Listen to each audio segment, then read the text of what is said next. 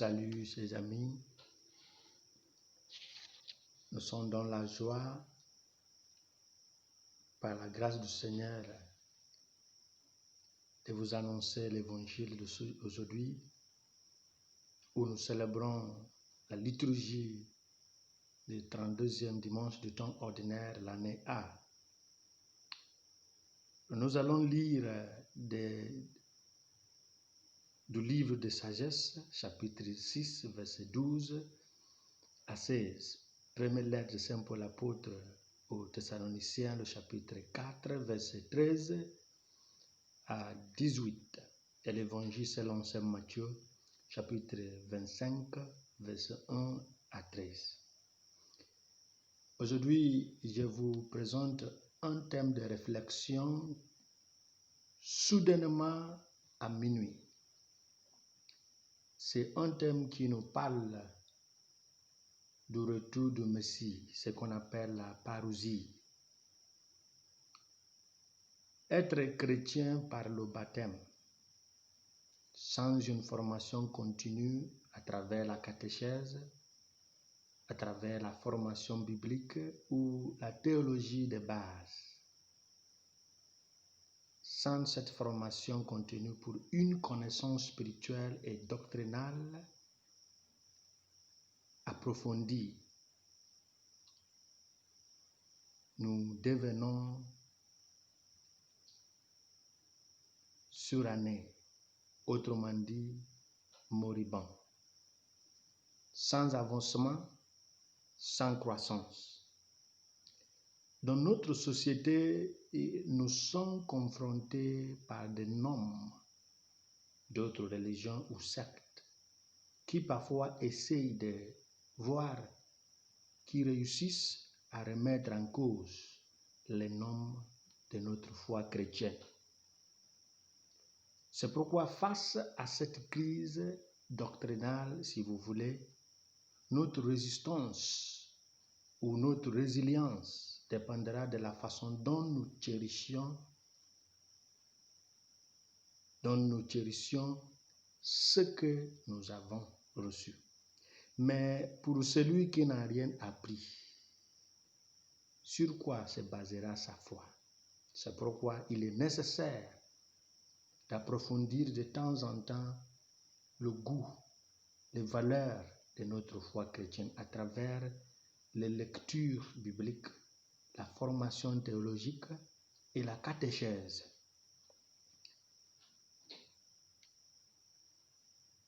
L'Évangile nous présente 10 jeunes filles, autrement dit 10 vierges. Mais les 5 parmi les 10 étaient insensées, ou si vous voulez, insouciantes, alors que les autres 5 étaient prévoyantes selon le texte évangélique. Je fais une petite méditation et je viens avec cette phrase, que la seule chose qui a fait la différence entre les 5 vierges insensées, autrement dit les insouciantes, et les autres 5 se trouve dans le mot prévoyant. Leur insouciance les a fait les icônes de la moquerie jusqu'aujourd'hui. Lorsque les gens veulent parler d'une vie non réfléchie, la parabole des 10 vierges est toujours un exemple. Aujourd'hui, l'Église nous invite à la préparation et à l'attente du retour du Messie. Avec la parabole des 10 vierges, l'Évangile présente l'image de certains d'entre nous qui sont toujours dans l'Église, mais pas essentiellement préparés. Nous sommes donc invités à nous lancer dans une préparation à long terme pour le retour du Christ. Même si la parousie retarde ou tarde à se réaliser, nous devons être vigilants, c'est-à-dire garder nos lampes allumées et prêtes Dans cette attente, le don de la sagesse devient une nécessité. La sagesse devient pour moi un don nécessaire pour atteindre nos objectifs dans la foi chrétienne.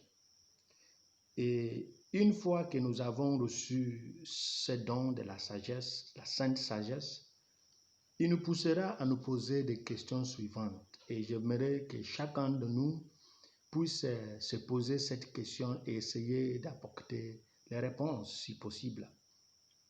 De quoi avons-nous besoin pour atteindre notre objectif? Ça veut dire d'attendre le Seigneur. Comment pouvons-nous l'attendre? Pour combien de temps allons-nous l'attendre? Et celui que nous attendons, qui est-il pour moi? Que perdrai-je si je ne serai pas prêt à son arrivée, à son retour? Si nous essayons d'apporter, de donner des réponses à ces 5 questions, nous arrivons à comprendre pourquoi les 5 vierges insensées, insouciantes, n'étaient pas prêtes. Je reprends les 5 questions. De quoi avons-nous besoin d'attendre le Seigneur? Comment pouvons-nous l'attendre? Pour combien de temps allons-nous l'attendre? Et celui que nous attendons, qui est-il pour moi? Que perdrai-je? Qu'est-ce que je vais perdre si je ne serai pas prêt le jour où le Seigneur arrivera? Réfléchissons sur l'avant-dernière question, ce qui est celui que nous attendons. Qui est-il pour moi? Réfléchissons sur cette question et éveille à nous une sorte de désir, un désir fort qui est irrésistible. Ce désir est le facteur déterminant la façon dont nous nous préparons à cette venue. Celui que nous attendons, il est qui pour moi? C'est le facteur déterminant de la façon dont nous attendons. Si Jésus ne signifie rien pour moi, ça ne vaut pas la peine de me fatiguer en disant que j'attends quelqu'un qui ne signifie rien pour moi. Et j'aimerais dire que les 5 vierges insensées n'avaient pas de bonnes valeurs envers l'époux qui arrive. C'est pourquoi elles n'étaient pas prêtes. Alors, à propos de la sagesse, nous aurons les actions suivantes à faire. Si nous répondons à ces 5 questions, que la sagesse nous pousse à se poser, nous arriverons à mener les actions suivantes qui vont nous aider à bien nous placer pour attendre le Seigneur. Nous devons aimer la sagesse. Nous devons désirer la sagesse. Nous devons rechercher la sagesse. Et cette sagesse est Dieu lui-même.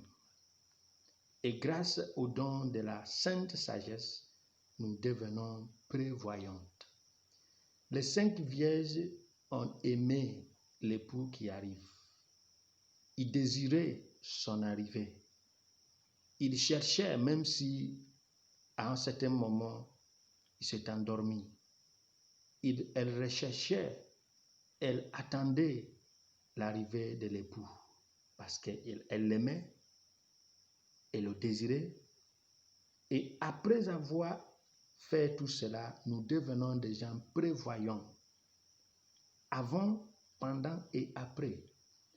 Ces actions que nous avons menées nous décrivent comme des gens prévoyants. Celui qui n'aime pas Dieu ne désire pas son arrivée et ne recherche pas son arrivée, ne sera pas prêt à l'accueillir. Attendre la parousie exige une vigilance maximale. Ce que cette venue signifie pour nous dépend de la question, répond à la question. Pourquoi devons-nous persévérer dans l'espérance en attendant qu'il vienne? Pourquoi devons-nous attendre avec persévérance pour que le Seigneur arrive, pour qu'il vienne? Nous devons persévérer parce que par sa nature, Jésus ne peut ni se tromper ni nous tromper, puisqu'il est le chemin, la vérité et la vie. Jean chapitre 14, verset 6 nous rassure de cela. Même s'il tarde de venir, parce qu'il est le chemin qui nous amène vers le Père, parce qu'il est la vérité, il ne peut pas se tromper ni nous tromper, parce qu'il est la vie, c'est la seule vie que nous attendons. Si celui qui détient la vie que nous attendons, dont nous avons besoin, comme Pierre nous a dit, Seigneur, nous avons tout laissé pour te suivre parce que tu as la parole de la vie éternelle. Si celui que nous attendons est et possède la vie éternelle, s'il nous dit d'attendre 1000 ans, on devrait attendre. Même les défunts, les gens qui nous ont précédés, attendent la parousie. Et Saint Paul nous assure de cela dans la deuxième lecture. Saint Paul élargit cette attente et cela inclut les fidèles défunts qui seront les premiers à accueillir l'agneau quand il viendra dans sa gloire. En d'autres termes, la mort ou la mortalité des êtres humains ne met pas fin à cette attente du retour du Seigneur grâce à la résurrection. Résurrection du Christ qui assure notre résurrection.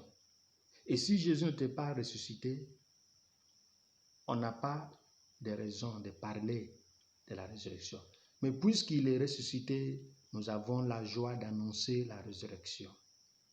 Et Saint Paul nous dit que les vivants et les morts, tous, nous attendons le retour du Messie.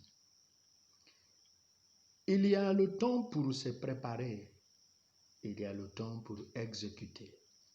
Pour parler de ce petit thème, j'ai eu à faire une petite réflexion que je vais citer.